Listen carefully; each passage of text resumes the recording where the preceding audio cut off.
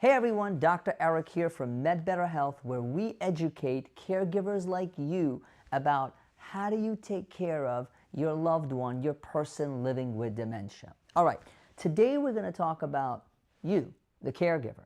What are you facing all the time at nighttime? You have your mom, and it's 5 p.m., and all of a sudden mom is acting a little agitated. All of a sudden she's a little aggressive. She's confused. It's 1 a.m. and she wakes up with the same thing. And what about you? What are you thinking? You're like, I'm going to take care of mom, but at 7 a.m. you got to wake up. You're getting ready for work. Now your mind's not straight. Now you're thinking how to get through the day. Your productivity at work is down. You're getting so exhausted that you are going off at your kids, at your husband. Why? Because now you've got so much pressure. So let's identify the problem, and then I'm going to help you with some solutions. How does that sound? Come on, I want to hear it. How does that sound? I know it sounds great. All right, let's do it. So let's look at the reality.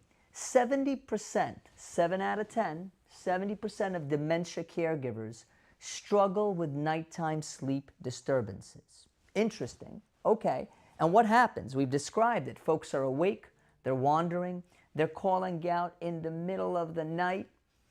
And what's the truth about this? Like, what do we understand? Well, the truth is that nighttime dementia symptoms are not a reflection of your caregiving abilities. No. It's actually the direct result of what? Of physical changes in the brain. Huh, that's interesting. So that's the first thing to understand. It's not that you're doing things wrong. It's that there's physical changes in the brain that are going on. All right. So looking further, what actually happens and what is this called? Well, very often this is called sundowning. Okay, and what kind of causes it, right? I want to know the cause, Dr. Eric, because if I know the cause, maybe I can actually battle it and fix it. All right, so number one, there's 4 things. Circadian rhythm disruption. Most of us know what a circadian rhythm is, right? We have a specific rhythm of the day, when the morning is, when the nighttime is, when we go to the bathroom. All these things are in our rhythm. As you get older, and especially if someone has dementia, that circadian rhythm gets disrupted. So that's number 1. Okay, and we'll figure out how to fix it, right? Because we don't just want to know the problem. Number 2, sensory overload. Now, look, growing up, I used to listen to Tupac. I used to listen to Biggie, all rap, R&B, Tony Bennett. I love music, loud music. That was me, sensory information, and I'm loving it. But the older you get, and one of my favorite movies was The Scarface. Meet my little friend, do-do-do-do-do, loud noises, explosions, everything's great. But the older you get, you're not able to handle that sensory overload. It's too much, especially for someone who has cognitive impairment and dementia. Man, I used to be so strong. I used to play basketball, beat my kids. Now they're killing me, right? I'm getting tired more as I'm getting older. And I'm only 43 years old. Think about a 65, 70-year-old individual. As the day progresses, their level of stamina is decreased and they're getting fatigued. And the big one that no one talks about is more and more science is showing that when natural light is fading, that has a huge effect. Natural light, the sun, setting, the outdoors, it's dark in the home. When that fades, it has a huge effect on what? On something called sundowning. And when is the peak time? This is not like it's always going to be that time, right? But very commonly, it's 3 to 5 p.m. 3 to 5 p.m. And what happens? Well, our loved ones start to wander, start to get agitated, start to get aggressive. These are some of the things that you will see. Now, as you're listening to this, tell me, does that sound familiar? Take a minute, pause. Is that something that you, the caregiver, somewhere right now, watching in the world, whether you're in New York or in Florida or in Arizona, right, and you're listening to this, or you're in Brazil, does this sound familiar? I'm sure if I could see a show of hands, everyone would say yes. Very, very, right? And I'd like you to comment below. Comment below if this is something that you are going through, okay? So, what do you do? Dr. Eric, you told me all the problems. How do I get around it? Help me. Well, there's a thing I want you to remember, and it's called the 4 R's. Okay, 4 R's. What does that mean? Well, the first R is reassure. Okay, what does that mean? So when something happens, when there's agitation, when there's aggression, don't argue, right? Never, ever, ever argue or correct their perceptions. I've always said this, remember, the glasses that they're wearing in the world, they're seeing a very different reality than you are. Imagine someone comes to you right now and says, you're not watching Dr. Eric on YouTube or on social media right now. You're watching Michael Jackson. And someone's trying to tell you that I'm Michael Jackson. And I'm, right? But that's not, you're gonna argue. You're gonna say, what are you talking about? That's what your mom and dad, that's what the person living with dementia, they see a different reality. And when you're trying to argue with them, right? Never, never argue. I know as a caregiver, look, my mom and dad are caregivers to my 93-year-old grandma. And I know it's not easy. And I know the amount of pressure and that you have on yourself. And I know it's easier said than done. It's simple but not easy, right? But you need to stay calm. Have a soothing voice. Anytime you're aggressive, look in the mirror. If you look in the mirror and you're looking at it and you go like this, what does the mirror show you? That you're aggressive? You get the same thing back. So when you're talking to your loved one and they have dementia, mild, moderate, or severe, they still understand those social cues. And when they see that agitation, aggression on your face, they respond the same way back. So reassure, calm, soothing voice. Hi, Mom. It's okay. Oh, you see something that's a ghost? Don't worry. Let me get rid of it. Validate their feelings. Never argue. That's the first R, right? Numero uno. Number 2. Oh man, this one is a huge one. Really big. I'm going to blow it up for you guys because it's so big. Routine. What do you mean, Dr. Eric? Enforce predictability. What does that mean? Well, the same activities at the same time every day create a sense of safety and reduce anxiety. Think of yourself. If your schedule is all over the place and your boss tells you, I want you to do this one day, do that one day, do this one day, right? Ron's looking at me like, oh, that sounds like when we were starting out, right? There's anxiety because I don't know what to do. I'm all over the place. But what if I have a schedule? What if I know at 9 a.m. I record, at 10 a.m. I do this, at 11 a.m. I do that? I could take a breather. I have predictability. I know what I'm doing. I'm not anxious. Think about the person living with dementia who doesn't have control. So what you need to do is have a level of routine.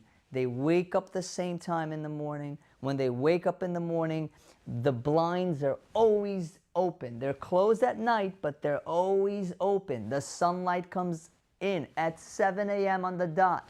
For example, you could do 9 a.m. Whatever works, but a specific time.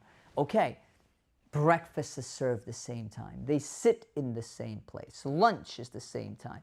We're winding down, and we'll talk about routine in a minute, but that's super important. You want to have a routine. When do they go to sleep? Routine. Okay, next. We spoke about this before as far as redirection. When you see that your loved one is fixated on one thing, but she stole my car, she stole my car, validate. Yeah, Mom, you know what? I see she stole your car. Let me take care of it. Hello, police? Can you find, oh, okay, you made a report and you found it? Amazing. Thank you very much. Stop, redirect. Hey, Mom, do you see this picture? Remember Dad when he took us to Cancun? And remember how I swam? Do you see this picture? And this is my grandkid, Samantha. Look how amazing she looks. Wow, that's great. Redirect. Because when they're agitated with one thing and you redirect them, that decreases the anxiety. Both you and for the person living. And reminiscence. Reminiscence therapy is incredible. Say Mom loves Frank Sinatra, and she always listened to Fly me to the moon and let me play among the stars. Okay, not bad, right? Not bad. And so imagine she loves that music and then you play it for her. And when she's agitated, you play it for her. And you say, Mom, I'd love to give you a hug and dance with you because I know that's your favorite song. You and Daddy used to listen to it all the time. And then she's sitting there and she's singing Fly Me to the Moon as well, right? Wow, reminiscence therapy. Huge. Okay, moving on.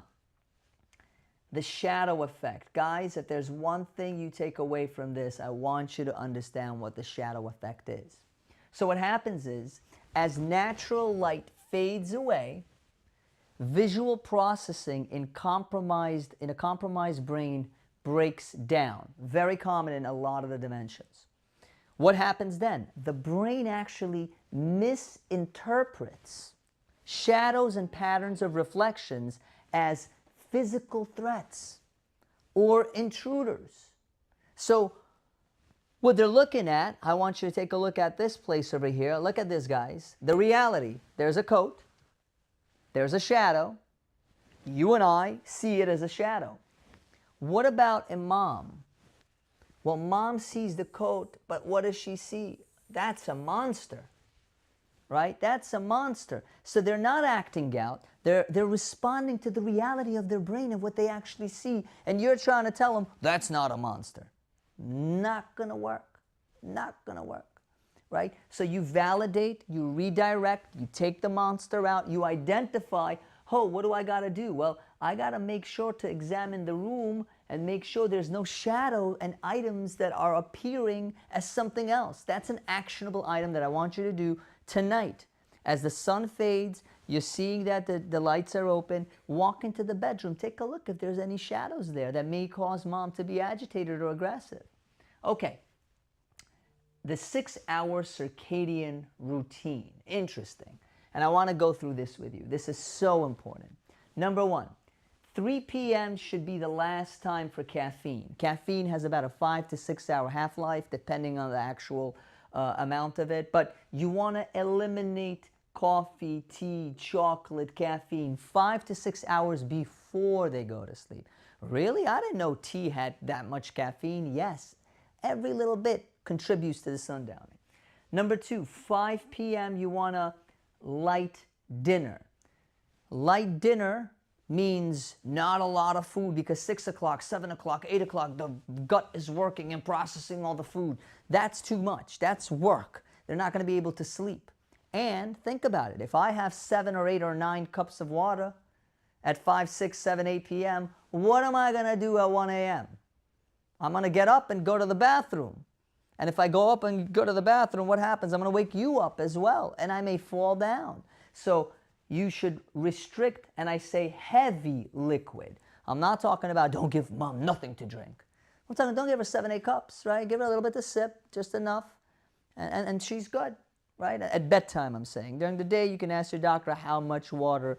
Everybody has a different specific amount, right? All right. Then 6 p.m. Oh, 6 p.m. Quiet activities only. No meet my little friend. None of that. No Tupac, no Backstreet Boys, right? I come from that day. None of that music blasting, right? No Maroon 5. None of that music blasting or TVs. Transition to low stimulation. Gentle music, very gentle, like in the spa, right? Okay, 7 p.m. Warm bath. It's a routine. Now, some of you may not be able to do a warm bath every single night, right? Each case is different. Someone has mild dementia, moderate, severe dementia, may be a whole battle. And by the way, I have a video you could look up here or look in the comments that we talk about what happens when mom doesn't want to take a shower. What do? You could look at that video. It's in the comments or the link above over here in YouTube if you're watching on YouTube. So 7 p.m. warm bath. The subsequent drop in body temperature physically mimics natural sleep onset. When you go to the bath, you get heated initially, you come out, you cool off, and you're ready to go to bed, right? So mom's ready to go to bed. 8 p.m., dim the lights, close the blinds, turn off overheads, use warm, gentle lighting. Block the blue light from screens, TVs, iPads, right? Mom's sitting with 4 hours before she goes to sleep on the blue light on an iPad. Don't want to do that, right? And then consistent. The key word is consistent. Consistent bedtime, 9 p.m., same time, same pajamas. Obviously, you're going to wash them because, you don't want to have the same pajamas and never wash. Same consistency, same thing, okay? Now, how many of you guys are listening are finding this helpful? Right? Think about it. How incredible. Again, this stuff is simple, but not easy. It takes discipline. And if you do this, and you're not going to be able to solve this overnight, but if you do a little bit every day, what do they say? You can't eat an elephant all at once. You eat it in little chunks, right? That's the saying. So it's the same thing here. Now, this is one of the most important slides. And I think we could even make a separate video about, starting from here, actually, about this point here, right? And this is about the $50 to $100 nighttime safety floor plan. So important, all right? Let's start. Number one, pathways. Make sure that you don't have things cluttered and small pathways where mom's going to walk and she can barely get through with her walker and she's going and she falls down, breaks her hips, and it's capiche, it's over, right? Make sure that there's a clear, at least 36-inch wide path from the bed to the bathroom. Remove all throw rugs. You want to remove all the things from there, right? So she's not falling. Number two, important, guys, lighting. Install battery-operated, motion-activated night lights along the floor path. Remember I said it should be kind of dark? Because if it's light, she's not going to be able to sleep.